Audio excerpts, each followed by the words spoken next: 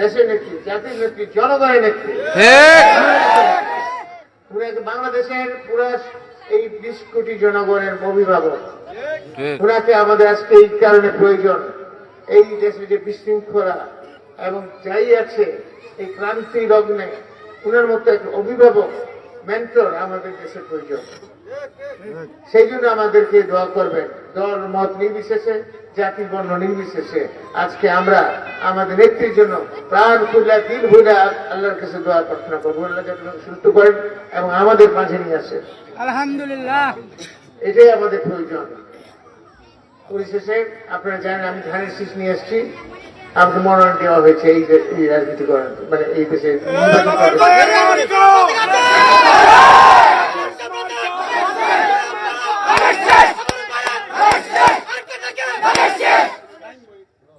ভাই বোনেরা। এই তিনখানায় আমাদের জাতীয় রাজনীতি আছে, সেটা পত্রপত্রিকা আপনারা দেখেন, জানেন একটি দফা রাজনীতি, বিএনপি রাজনীতি আছে। কিন্তু আমরা আমাদের নেতৃবৃন্দ যারা আছেন সবাইকে আমার তিনখানায় আমরা আলোচনা করেছি। আমাদের স্থানীয় রাজনীতি, স্থানীয় রাজনীতি উন্নয়নের রাজনীতি।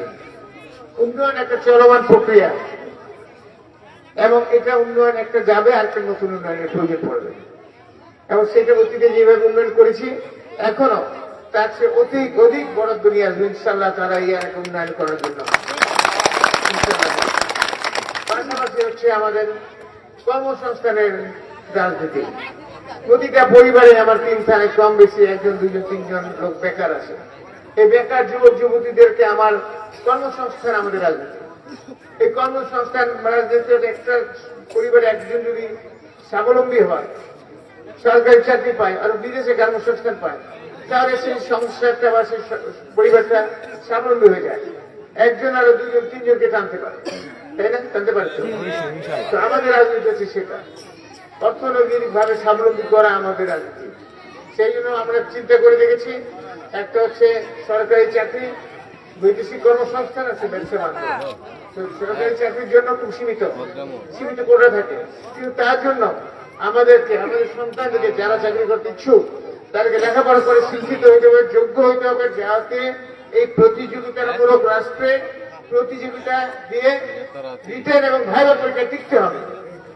তারপরে আমার সর্বোচ্চ কাজে চেষ্টা করি ইনশাআল্লাহ তাহলে আমি আমার কিছু করবো। এর চেয়ে বড় যেটার সুযোগ হচ্ছে বৈদেশিক কর্মসংস্থান। বৈদেশিক কর্মসংস্থানের জন্য এখন আর সাধারণ শ্রমিকের প্রয়োজন নাই, কেউ নেয় না। আপনারা দক্ষ শ্রমিক সবাই চায়। সেই জন্য কারিগরি শিক্ষা প্রতিষ্ঠান প্রতিটা জেলায় জেলায় আছে। সেই কারিগরি শিক্ষা প্রতিষ্ঠানে আপনাকে নিজেকে শিক্ষিত করেন, যার যেখানে নেক আছে। কেউ আপনার ওয়েল্ডার হবেন, কেউ মেকানিক হবে, কেউ ইলেকট্রিশিয়ান হবে, কেউ ড্রাইভার হবে, আর অনেক ক্যাটাগরি আছে। যে যদি করিডোরের মধ্যে আগ্রহ সেখানে শিক্ষা নেন, 6 মাসের ট্রেনিং নেন, নিজেকে প্রস্তুত করেন, রেডি রাখেন। আল্লাহ রহমতে যখন সেই বিদেশি ডিমান্ড আসবে, ইনশাআল্লাহ আমি বিশ্বাস করি ডিমান্ড আসবে এবং সেটা একটা ভালো কোটা আমি নিয়ে আসবো, যাতে করে খুব অল্প খরচের মধ্যে আমাদের যুবক যুবতী ভাইদেরকে বিদেশে পাঠানোর সুযোগ হয়।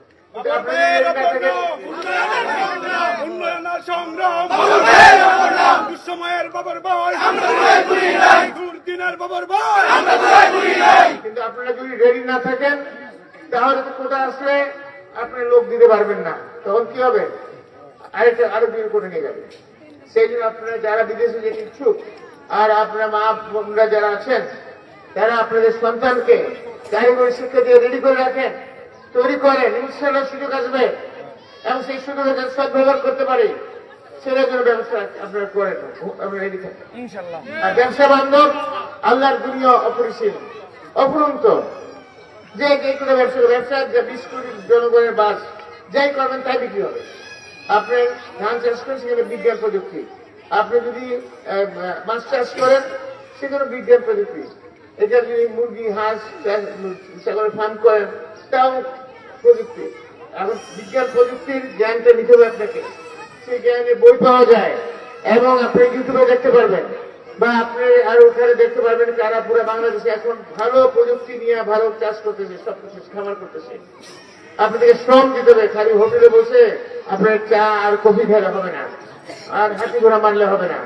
আপনারা এখানে বাবুরা জিন্দাবাদ বললেও হবে না। আপনার পেটের রাজনীতি করেন, আপনি নিজেকে যোগ্য করেন, ব্যবসা করেন, যেখানে আমার সাহায্য লাগে আমার সাহায্য নেন, ইনশাল্লাহ আগে নিজেকে স্বাবলম্বী করেন, অর্থনৈতিকভাবে স্বাবলম্বী হন, যাতে আপনি নিজেকে নিজে প্রতিষ্ঠিত করতে পারেন এবং পরিবারকে সাহায্য করতে পারেন।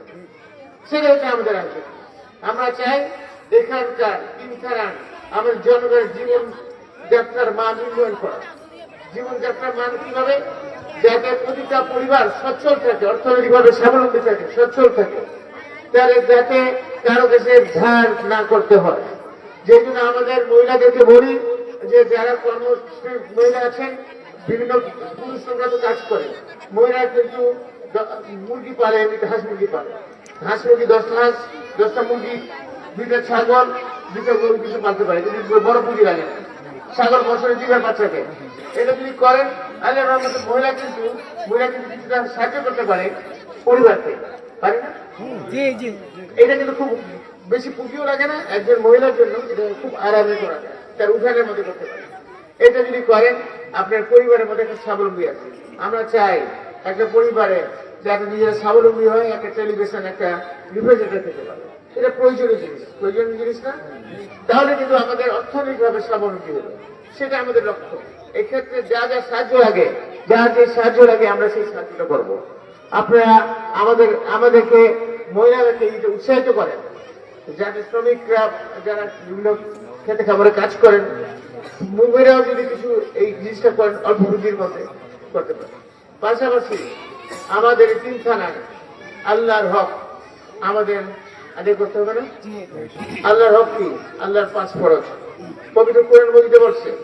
কি বলে আল্লাহ? আবার তুমি 5 ফরজ আদায় করো। কিন্তু 5 ফরজ কি? রোজা, নামাজ, হজ, যাকাত, কলিমা। এটা কি আল্লাহ প্রদত্ত আমাদের উপর দায়িত্ব। আল্লাহ আমাদেরকে দায়িত্ব দিয়েছেন পবিত্র কোরআন শরীফের মাধ্যমে যে তোমার সন্তানদেরকে তুমি এই 5টা ফরজ শিখাও, দীক্ষা দাও, প্রয়োজনে তাদেরকে প্রহার করো।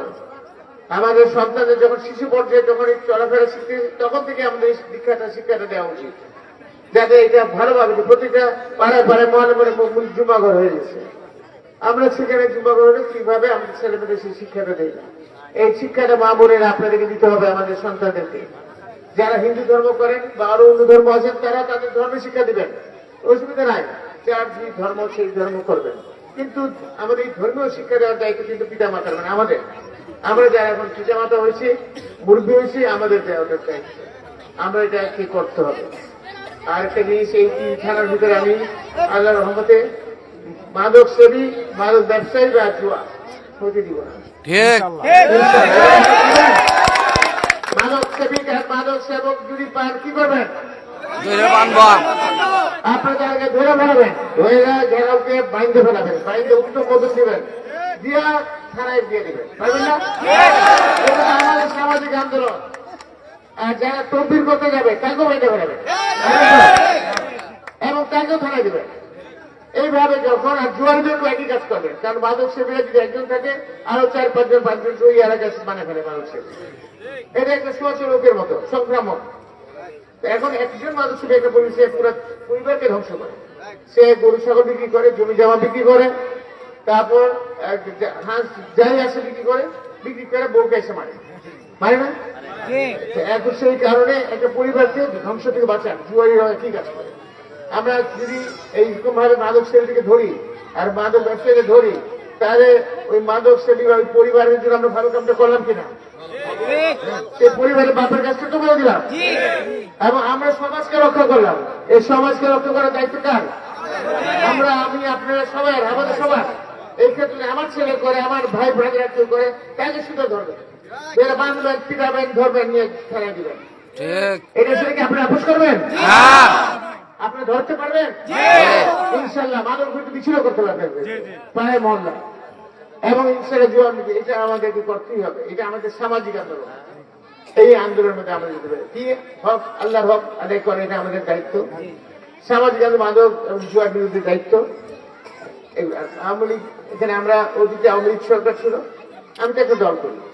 আওয়ামী লীগের আমলে অনেক কিছু করছে, সেটা নিয়ে আমরা কথা বলতে চাই না, কথা বলে সময় নষ্ট করতে চাই না, বা সময় আমাদের নাইও।